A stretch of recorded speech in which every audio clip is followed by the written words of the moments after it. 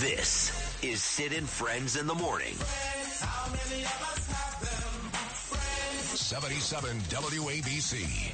Any Jewish person that votes for Democrats hates their religion, they hate everything about Israel, and they should be ashamed of themselves.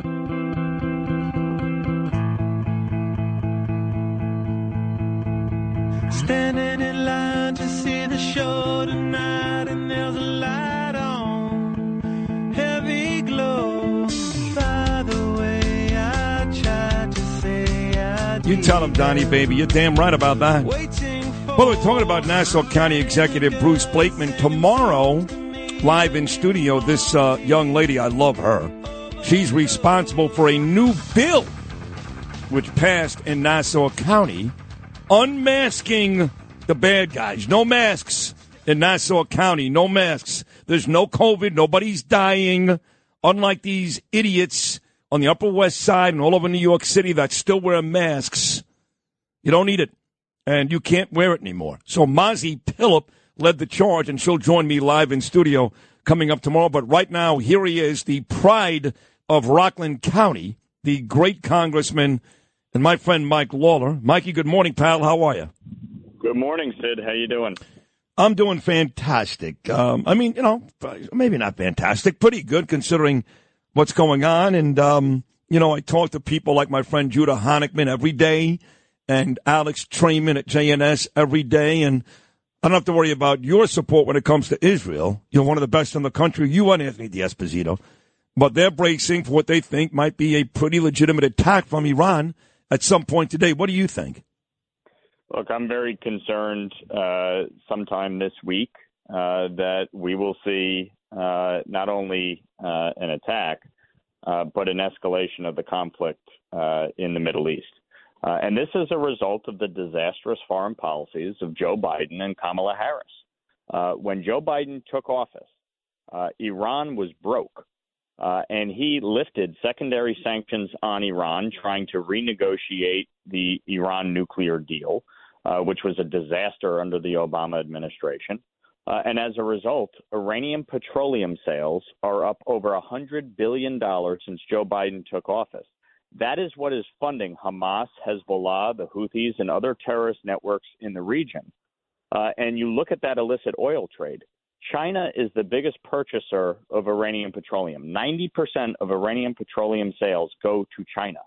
Under Donald Trump, that stopped because Trump made it very clear. If China purchases Iranian petroleum, they will do no business with the United States of America, period. And any business will be tariffed at 100%.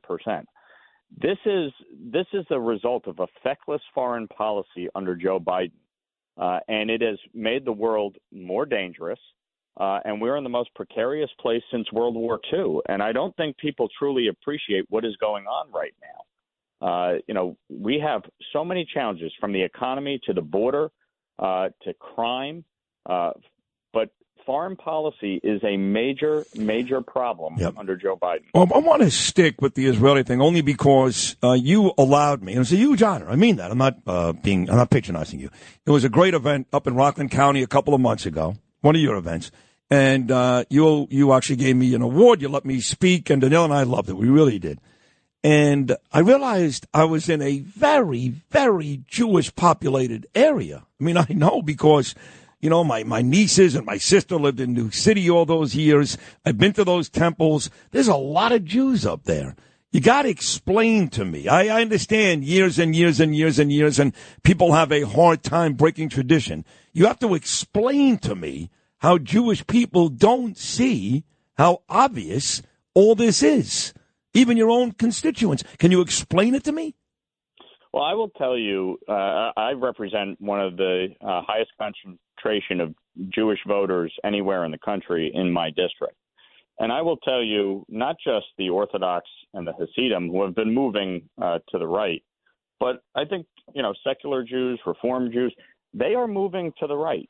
They are recognizing the challenge. Yes, there are people who are staunch Democrats and they're going to vote Democrat.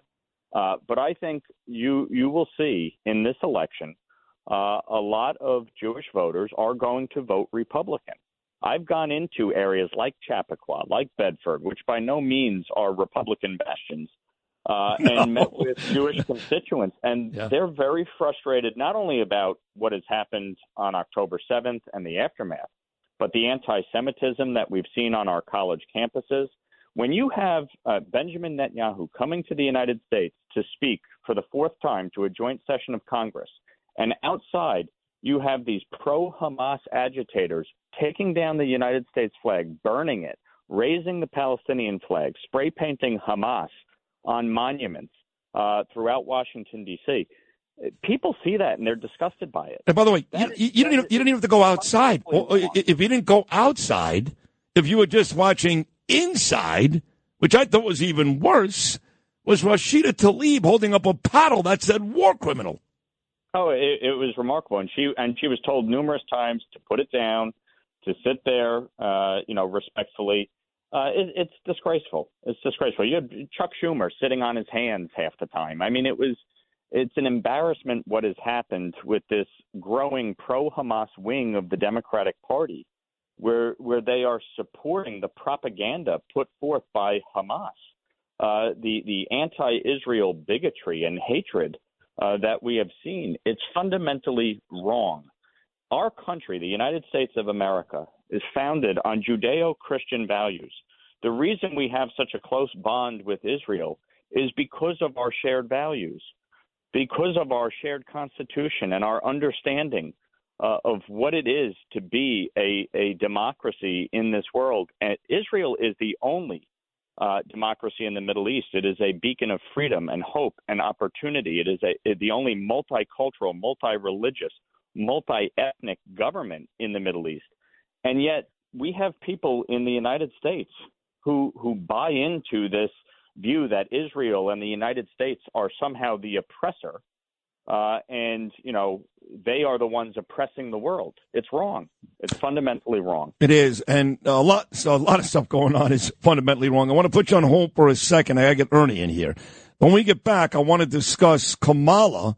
She's got a really, really smart new approach. It's really smart. I'm going to get to that, and then the guy you're running against, Mondaire Jones, and what a creep he is. When people hear this story, they're not going to believe it. So we'll talk Kamala and Mondaire with Congressman Mike Lawler right after these words. Ribcage, Sawtail, standing in line to see the show tonight, and there's a light on, heavy glow. By the way, I tried to say I'd be there, waiting for.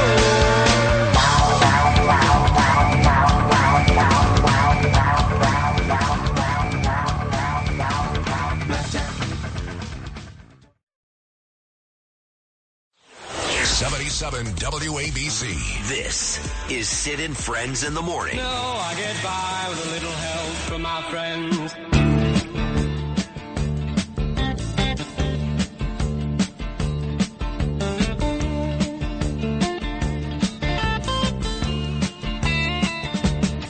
You get a shiver in the dark. Happy birthday, Mark Knopfler, right here.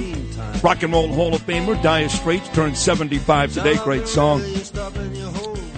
Fox News right now, they've got a little box at the bottom of the screen showing the southern part of Israel, reading Israel bracing for Iranian retaliation. And again, I speak to Judah Honickman and Alex Trayman there in Jerusalem every day, and they are nervous. So we will keep you updated all day long here on WABC. If, in fact, Iran does decide to attack, but it is imminent. I said that, so did Mike Lawler. So, Mike, I was saying that Kamala's got a new approach, and it's smart. What she's doing is whatever Trump did well, she's copying. So, in other words, she always wanted to defund the police, but now she says she wants to fund the police, right? She never cared about taxes on tips. Now she directly stole that from Trump. Now she wants to eliminate taxes on tips. She couldn't care less about the border. She was the border czar, never went. Now she's concerned about the border. So she has stolen, literally stolen every Trump policy. Not a stupid move, huh? Well, what it tells you is that the policies that she actually supports are deeply unpopular, from open borders to defunding the police to cashless bail to Medicare for all to the Green New Deal. These are policies she has now thrown out the window, understanding full well that if that's what voters know about her, she's going to lose. And so she's embracing the policies of the Trump administration and President Trump's campaign plans and starting to just talk about them as if they're her own. Certainly a fascinating strategy. But this also speaks to the state of the race. Obviously she's on a honeymoon right now. It's a sugar high.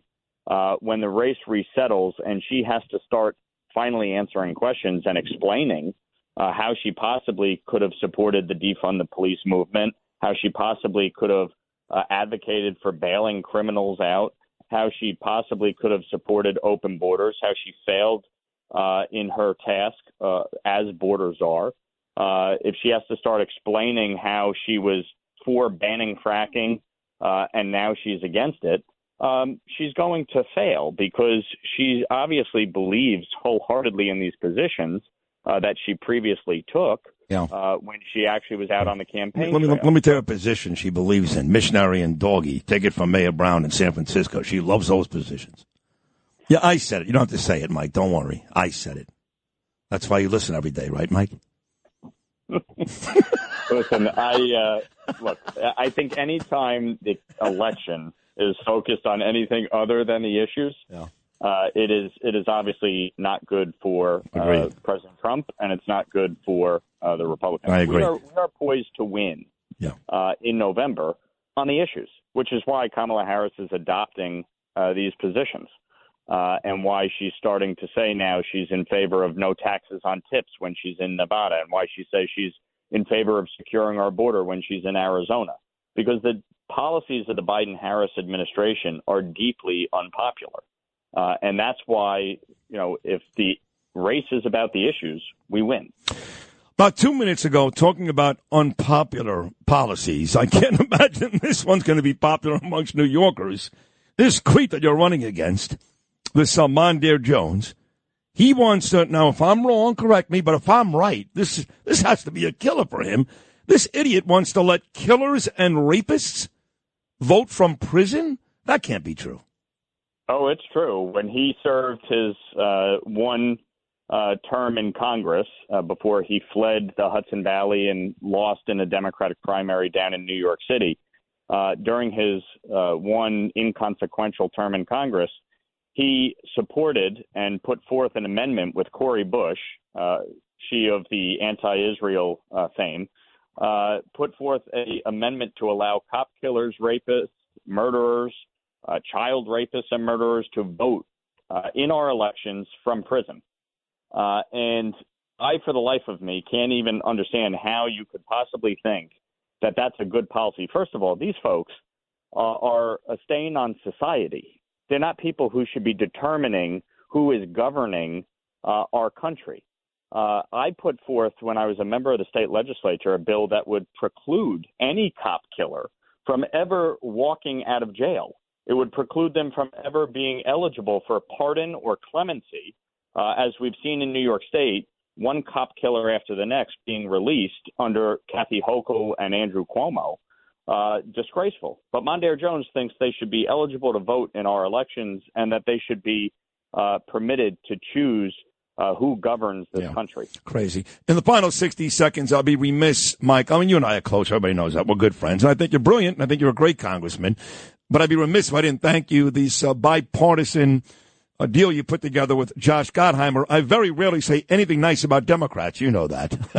But you and Gottheimer working with my beautiful wife, Danielle, in making sure that people around this country and around the world are aware of dyspraxia, which my son Gabriel does have, Dyspraxia DCD Awareness Week. You and Gottheimer are putting together a bill bipartisan. That was really special. So thank you very much for that. Oh, my pleasure. And I want to thank Danielle. She's obviously been a champion on this and, really working closely with myself and my office and Josh Gottheimer to put this forth. These are the things that we should and can be able to work together on. Obviously, raising awareness, helping, provide more of a spotlight on medical issues is always important. And these are the things that we should be doing. Agreed.